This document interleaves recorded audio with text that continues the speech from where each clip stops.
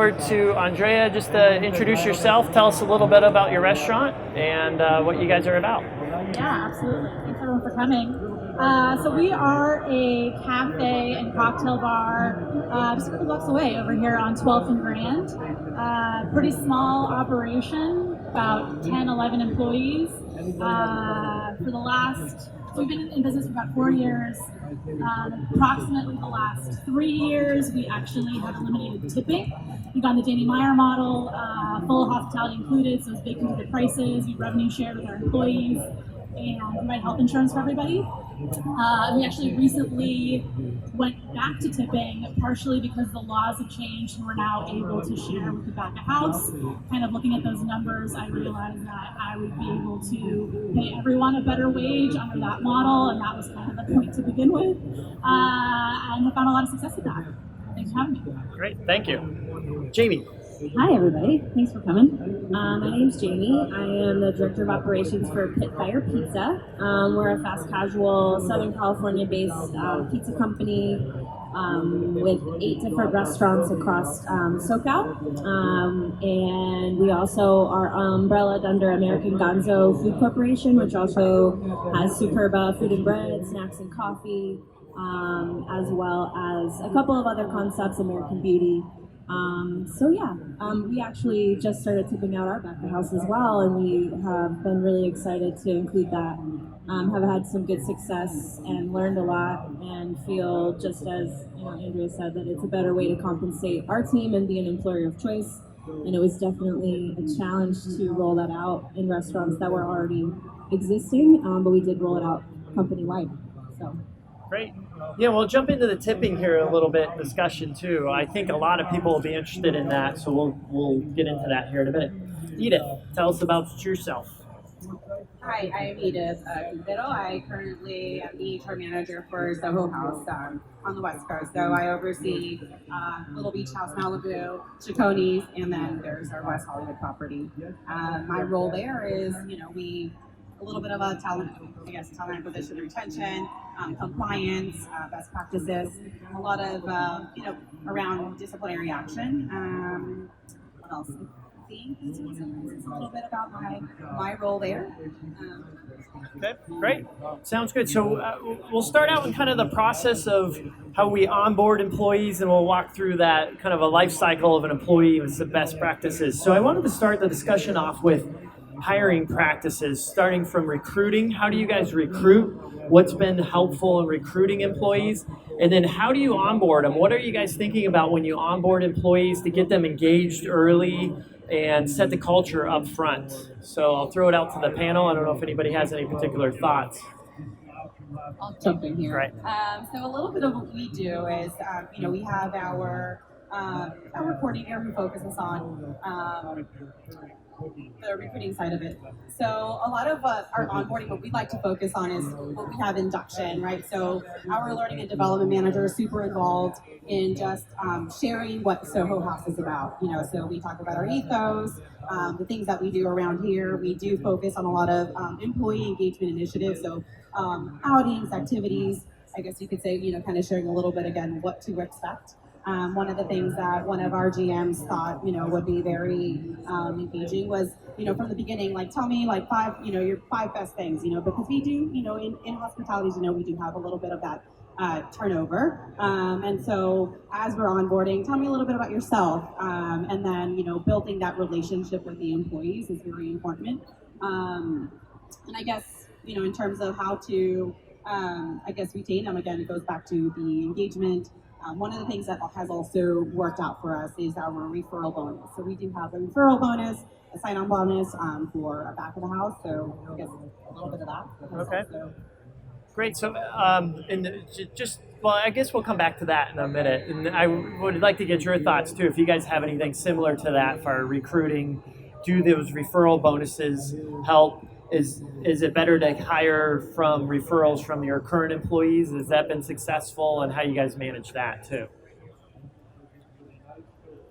Yeah, I think it's a really tricky process, and I think there's really also kind of case specific, and you really need to hire someone that is going to be the right fit for your business and for your culture.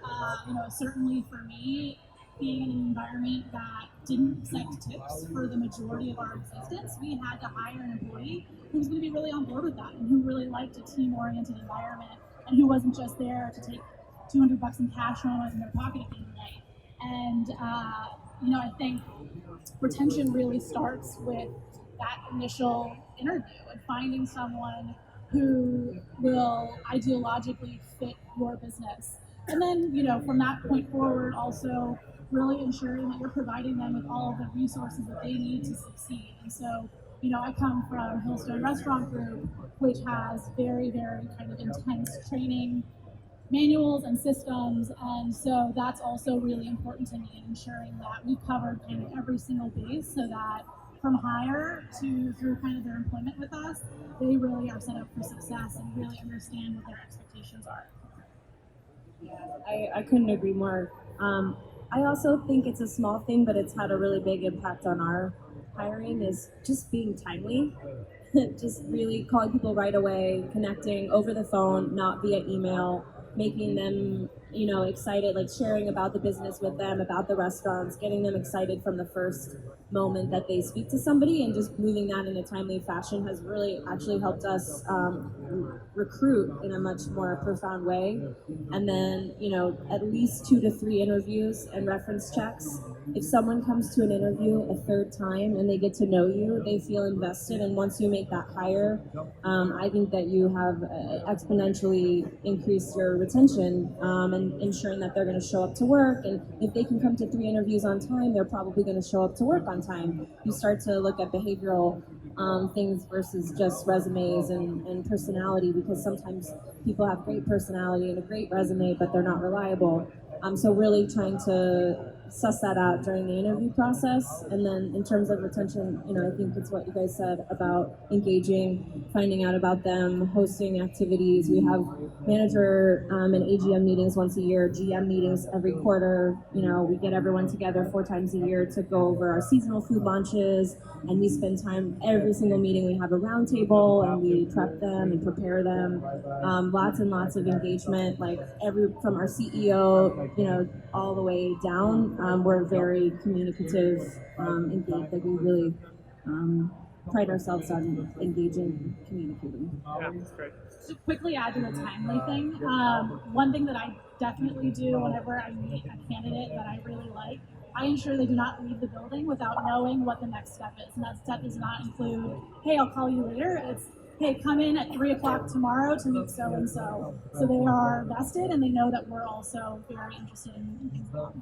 That's a great point. And what Jamie mentioned too about reference checks, I can't be a bigger proponent of the reference checks. And they might be qualified already, and they're probably their best friend from high school or something like that. But with that said, it's key. If they can't come up with 2 or 3 people for a reference, there's an issue. And I've had a lot of clients that have really been able to suss out some bad employees just with reference checks and going through that.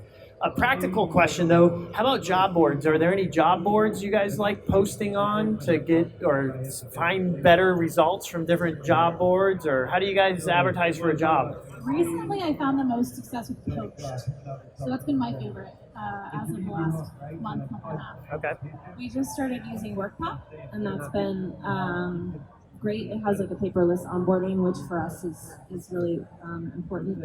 But I think it's really about your ad, like the ads that you post. I see more engagement and better candidates just when we post better ads, like with photos and more getting people excited, some language in there that is very culture oriented, very speaks to like who we are, like music, art, like get people excited about like who we are. And I see better, like whether it's Craigslist or Indeed or Poached or WorkPop or Glassdoor, all the things, I see that ads, the content of your ads being just as important, if not more important than where you're doing it. Oh, great.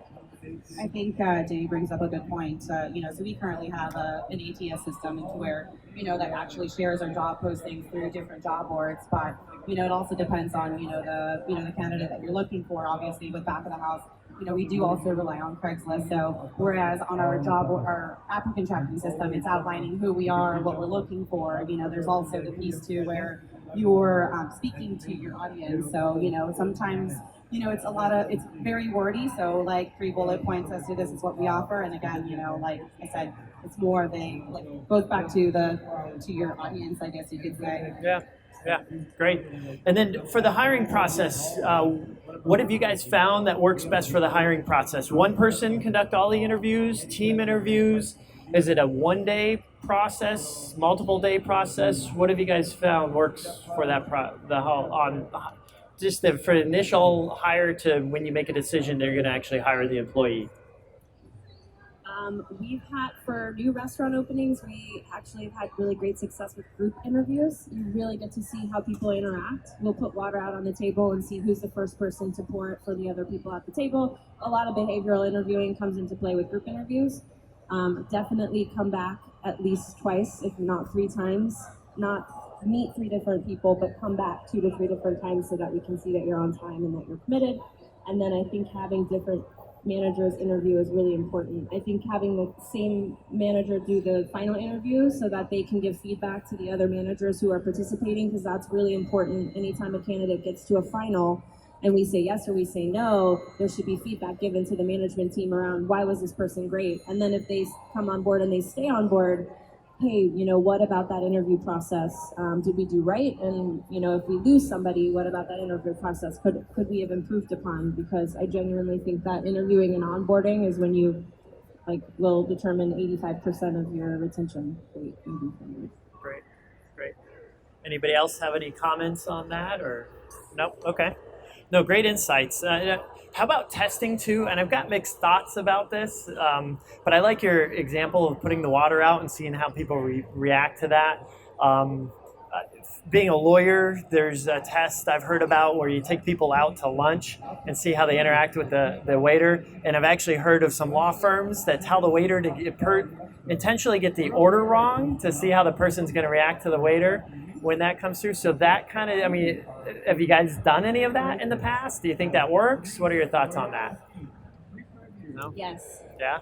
Okay. As much behavioral, I work for, not currently with Pitfire, but I've worked in restaurants in the past where every hourly person came, they invited them in for a meal to sit, and so they could see, how they interacted, what did they order, how excited about the food were they, how did they treat the service staff, and obviously they're being interviewed, so taking them out to a nondescript lunch I think is really amazing.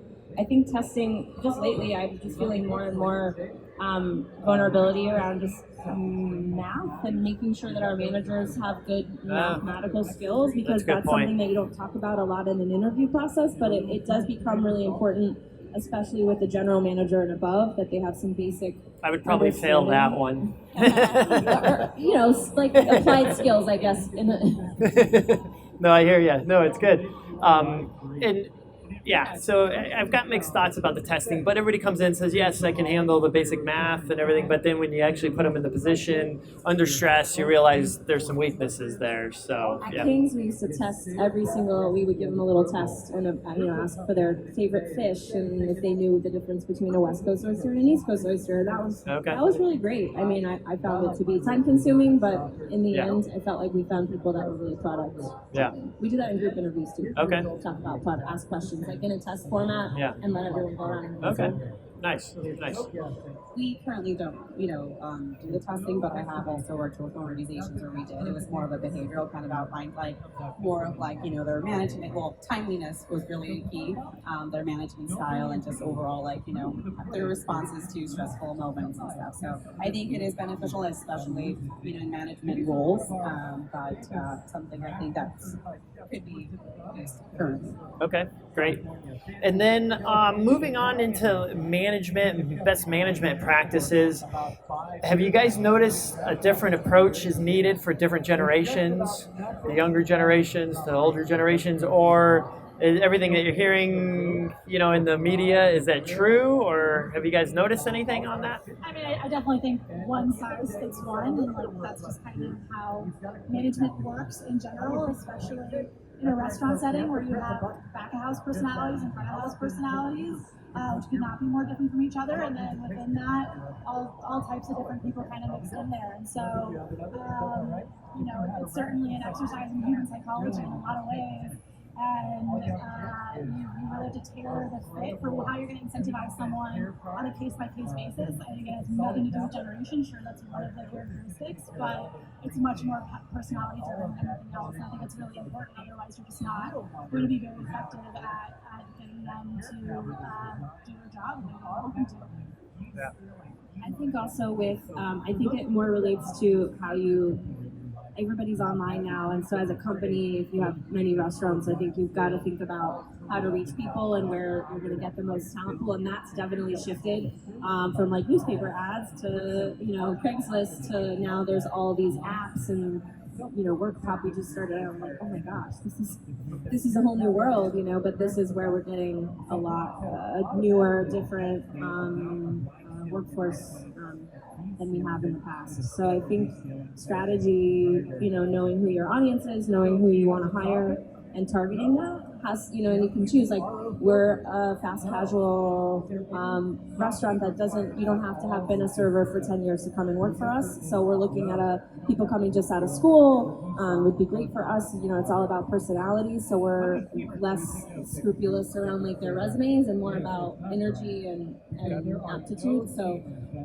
we have to think about that when we're looking on where to recruit from. Okay. But I agree with what you said with leadership, teaching your managers how to motivate and educate all different types of people is going to be your biggest asset versus like trying to figure out how to one size build fits a all. training program Right. for millennials. Yep. Edith, any comments at all? I mean, I don't want to, I think that you guys both make, really good points around, yes, I've definitely experienced it more, in my current organization, but I have to say that it's very important that our leaders know and have build that relationship with employees first and foremost, because then it comes from a place of just, from human to human rather than like, I'm your manager, you're my employee. So I think that's also something. That's good. Yep. No, that's a key point. Now, for managing as well, we hear a lot about the predictive scheduling coming down, the legislature talking about requiring restaurants to set schedules out way in advance, 2 weeks in advance, maybe even longer, 21 days in advance, and then penalizing the employer if they change the schedule. How valuable do you think that is for the workforce to have a predictive schedule, and how do you guys manage that in your organizations? Yeah, I think it's really important. I think, as a restaurant that really talks about putting our employees first and making decisions based on what will be in their best interests. Some things like stable hours, stable wages, a predictable schedule, pay on a weekly basis. We provide health insurance for everyone that's full-time. These are things that are really built into kind of our core values and our core business model. And I think it's something that our employees really respond to. And it's certainly challenging and it's certainly expensive, but I truly think it's worth it. Anything else? I think also in that, as a restaurant, it's hard to do that. Like you said, it's time consuming and it's an investment because we never know when we're going to book an event or we're going to have a convention come to town or a call out or any number of things where in the restaurant industry everything is changing so quickly that we post our schedules 1 week in advance, and even that's a challenge sometimes. But I so agree that if more and more, what I do see is more and more people wanting and expecting stable hours and stable expectations around their schedule. But also I hope that we find a balance where we can hire people who we the expectation is you're not going to have a set schedule. Could you be one of the people that's really flexible? And some people are into that, and that would be awesome. So we could have, clear expectations either way, and then commit. If someone really is looking for a set schedule, we can commit for them for that. And then if someone is open to being flexible, that would be okay too. Yeah. Yeah, no, great. Anything to add at all? I guess it's a little bit challenged, but I also see how this could benefit, especially if you have a location that's almost, driven by the weather. Yeah. Like our location in Little Beach, Malibu, for instance, last year there was, there were the fires, and then there was also the rain and this early this year. So I could see that being something that could be to the employees' help too. Yeah. No, and that's my big argument against regulating it, having a law. And I think employers, different workforces like different set schedules sometimes. Sometimes employees don't like the set schedule. They like the flexibility too. So that's my main argument against it. And I think the market's going to really kind of drive that too. A certain level of employee wants the predictive schedule. Employers are going to have to comply with that to retain good workers. So I think it might play out in the long run like that. I want to talk about culture, this big word, but how do you guys envision culture, and what do you do in your organizations to carry a culture through to the employees and communicate a culture? And yes, what's it mean for you, and how do you guys communicate it throughout your organizations? I'll start here. I think one of the things, I guess we have what we call a town hall, right, for a thing that we do at Zaller Law, right? And so where our GM speaks to, this is, basically the state of the union, where we are financially, and so that you have an understanding of bigger picture of the organization, and not so much we're just doing this because we do it, So town halls is more of a Q&A with a GM, open discussion, whoever would like to attend, and we do those quarterly, so that kind of goes into, this is where we are, this is what we're looking for, and I think that speaks from, highly, because you're hearing it from your GM, and, it keeps employees informed a little bit more, just, again, culture, where we are, what to expect, and any, what are your concerns, what are your suggestions? Right. I think do what you say you're going to do and just take action. That's the biggest culture thing that I could ever have learned from my bosses over the years and the companies that I've worked for. You can have all the culture written down and talked about in the world, but if you don't actually take action and you aren't operating your company to that culture, less is more in that regard. Just kind of be who you say you are and do what you say you're going to do, and build the culture from there. If you say that you're a company that cares about set schedules, then make sure that every one of your employees has set schedules and role model that from the top down. We spend a lot of time, or I've been in companies where we spend a lot of time talking and not a lot of time doing, and that's really how you build culture, is doing. Yeah, totally agree. I also used to work for Danny Meyer's restaurant group, and so I've kind of subscribed to his enlightened hospitality philosophy, which basically states that you, in any decision-making process, are putting your employees first, guests second, and vendors, community, and then kind of shareholders last. The idea is that if you take care of that number one, everything else will follow. And so whenever we are making decisions, making changes, we make it really clear and really transparent to our employees what that process looks like, how it's going to affect them, all the things that we take into account to get to the eventual decision. Certainly include them in that process. Before I eliminated tipping, probably about 7 or 8 months of research and conversations with all kinds of folks, but my employees in particular, before we decided to transition into that. And we transitioned, everyone was really excited about it, and we basically lost no one in the process. And I think, it's about putting in the work day in and day out, and not just making it talk, and making it actual action as well. That's a great segue into the tip pooling issue. I know you've got a lot of different or strong thoughts on that. And so you went to the no tipping policy at first in your restaurant, right? And what, about 2 years ago, 3 years ago? It was, a little over 3 years ago, April of 2016. Okay. And how did that work when you switched to no tipping, and how did that play out with the customers and on the employee side? Yeah, absolutely. So we basically increased our prices by about 22%. We completely eliminated the tip line. We politely declined cash tips, kind of explaining to guests that we wanted to create stability and equity in the restaurant. In those days, you were not allowed to tip out the back of house, and especially with minimum wage rising here in Los Angeles, I was just nervous about that inequality gap growing to a point of kind of no return, and I just didn't think it was how I wanted to operate my business. I think it's a team sport, and I really wanted to include everyone as much as I possibly could and kind of narrow that gap as much as I could. And, you know, I could write a book about all the things that I've learned going through that process. You know, we certainly I think we saw pretty much no staff turnover. So from that standpoint, it was a huge win. We have really high retention rates. Basically, no decrease in check average, which is one of the things that I was worried about. I think, you know, there are kind of two major risk factors to this.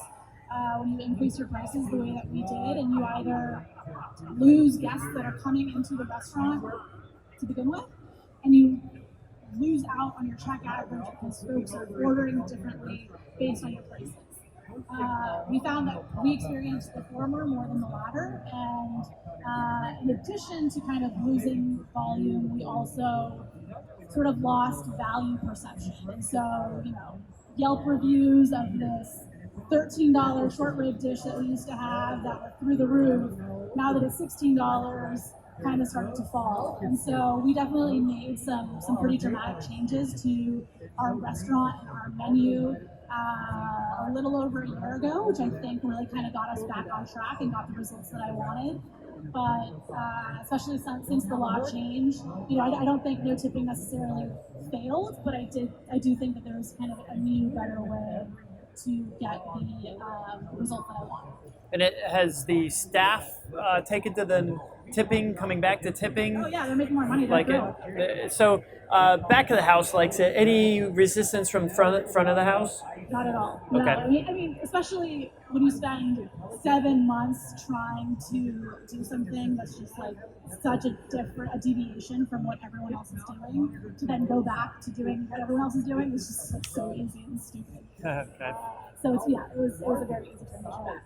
Edith, any comments on tipping or what you've seen work or not work at the different organizations you've been at, or? You know, I have yet to experience working with an organization where their shared tip is, you know, involved. I mean, it's something that sounds incredibly amazing, but I don't know. I mean, I can't really, I guess maybe no comment. Okay, sure. I haven't experienced it yet. Sure. Jamie, any thoughts? So we had 8 restaurants that we did this in, and we did have some challenges and struggles, and we really listened to. We did our research, and we really thought and planned for like 4, 5, 6 months, and talked to managers, and talked to some of some of our hourly staff, and then we changed. You know, we evolved. I think that was the takeaway. Is that we tried to be as prepared as possible, but then once we launched, we made any changes that we could that were to the benefit of everybody. And I think I couldn't agree more that it's a team sport. You've got to have everybody excited when it's busy, and you've got to have everybody invested in it. So, like, from a humanistic standpoint, it just makes so much sense. Trying to communicate that to our front of house has been more challenging for us because we did spend a lot of time, and myself and our CEO went restaurant by restaurant for 6 hours and met with every single hourly, and we still, we didn't have as much turnover as we thought the worst case scenario wasn't the case, so that was really positive, and I think being available to our teams and also committed to the overall integrity of the model, which was to include the kitchen and to have some developmental pathways. So we have like a point system. So you can also as a server earn more by learning a station in the kitchen or by becoming a trainer, becoming a shift lead. And in the kitchen you could do that by learning 3 stations or becoming an AKM or a pizzaiolo. So we really were committed to the developmental pathway of that, which we've seen already such great success from, and then just keeping as many of our front of house engaged with how they can earn more and how they can build their income back up to what it was has been beneficial. Great. I really like that idea, the opportunity to grow like that. So the other big question I get a lot too, and everybody in California, especially if you're operating in a city like LA or Santa Monica, is the minimum wage increases. How has that impacted your organizations, and what are you guys doing, or has it impacted you? Maybe it hasn't at all. And what are you doing to divert those costs or save elsewhere to deal with the minimum wage increases? I'll throw it out to the panel. I don't know who wants to go first. Yeah, I mean, I think kind of all of these decisions that we made that I've been talking about were a response to minimum wage going up. I think that kind of the old way of doing things just doesn't work anymore. And so getting really creative with how you pay your employees and how you staff your restaurant. We're counter service during the day and we're full service at night. And I think that's definitely one of the paths to trying to figure out a labor model that's going to work as we're quickly approaching $15 an hour. Because between the payroll taxes and the workers' comp and everything else, it really adds up quickly. And so I think, obviously you have to figure out what's going to work in your market and what prices your guests are going to pay and what they will balk at when it comes to service or limited service. But creativity is certainly the key these days. I also think like incremental thought so predicting, knowing where we're headed, something that I'm really grateful to our CEO because we 3 years ago we started thinking about this as a company and strategizing. So we did take price increases, but it was really slowly and it was really incrementally. So we weren't reacting, we were proacting, and that's really been helpful for us. And I think there's still room to continue to be proactive, even because we're still going up to 15, and then who knows what's going to happen after that. But I think meeting with your vendors and finding value in places that you hadn't looked before, being dedicated to just daily thinking about how to improve the value inside of your business, inside of your restaurant. Like that means with your guests, that means with your product. Our philosophy is we would only better the quality. We would never compromise the integrity, but we are always looking for how we can provide more value to our guests. And then I think, changing your service model or just adapting.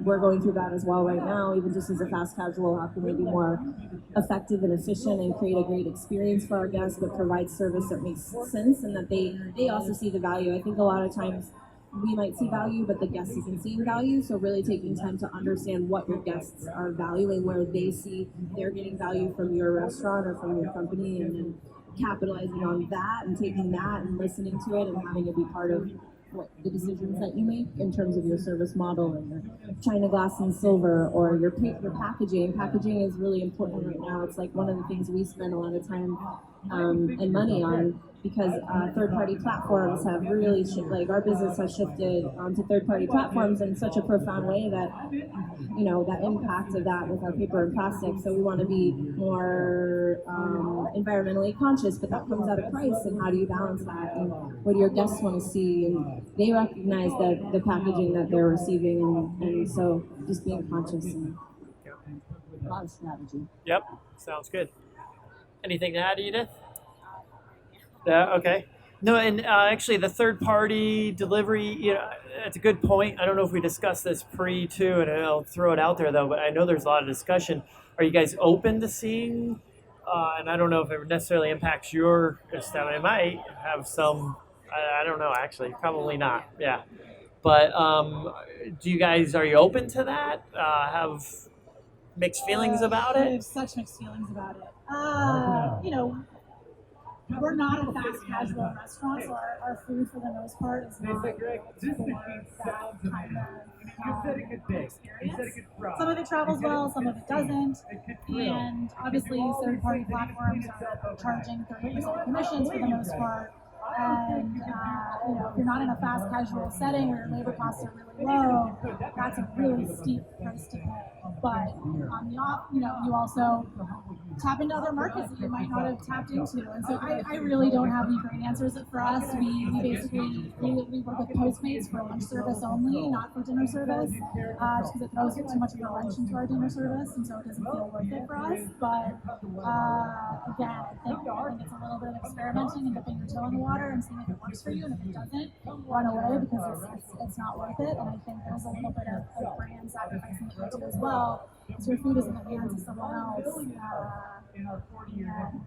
that's a little scary. Yeah, it's tough. It's hard. It's really hard. But I think it's incremental. It's incremental business that is going to go elsewhere. So you can figure out a way, depending on your model, like do it. We opened a full service restaurant and we started off saying like, no way, we couldn't do it. And then we found a way, and it really helped us improve the business. And there were people that wanted, there's a lot of like restaurants, full service restaurants that have found a way to do it. And so if you can find a way, I think it's worth it, and do your research and talk to people, because it doesn't always have to be 30%, but it is a lot of the time. But if you have the time and you're at that threshold where you need to add incremental business, I think it can be really valuable. Okay. Great. We're going to wrap it up here in the next few minutes, but one last question, or one of the last couple of questions here. Communicating the culture, I don't know if we necessarily touched on it here today, but how do you guys communicate with the employees? Is it best in person? Do you guys have off-site meetings, on-site meetings, newsletters? What's the most effective, or is it a mixture of all of this? And when it comes down to culture, these important, critical items for the company, how are you communicating? What's most effective? I'll throw it out to Edith here. One of the things, joining Soros was actually quite interesting, because one of the tools that we have is Workplace. So it's sort of like a Facebook, and in this, I guess, today's you want immediate information, right? And so our hourly employees and management employees, what we talk about is, or what we do is, whether it's going to be an employee engagement or a sense of generosity, we post these on our social media platform, which is only open to Soros employees, but that's a way of one way that has been pretty significant in terms of, how we, what our culture is about. So something that we're really and the employees are pretty receptive. I mean, everybody knows that kind of communication on a social media type of platform, right? And it's pretty effective. It is, and so obviously, one of the things is, especially during induction orientation, have you heard of this, and then it's an app, and then they could go ahead and they can share a lot of the things that they do from again, and this is only I'm only overseeing West Coast, but we get to see what all the other houses are doing in New York, in Florida, so it's pretty neat to get sort of nice. fun ideas as to this seems to be working for them, something that we can look into. Nice. And just today at lunch, actually, I heard a story. The younger generation, I don't think check email as much as we do, and they got into college. Didn't realize they got into the college, so they didn't check their email, and actually lost a slot in the college because of that. And it's text is how everybody communicates. So I think how we communicate is evolving, and you have to be open to those considerations. I never thought of that, but it's out there. Jamie, how about you guys? What works for you guys? And do you have is it a Slack or something that you guys use then, Edith, for the social media platform in the company, or what type of software is that? It's actually built out through Facebook, but it's called Workplace for us. Okay, great. We do quarterly. We try to do a quarterly engagement, face to face. It always feels the best for me. But having a good social media presence and getting our tribe to follow us on social media and see what's going on, I think that's such a cool idea to do the Facebook thing. We've been trying to find out just ways to engage more with employee of the quarter or tribe member of the quarter.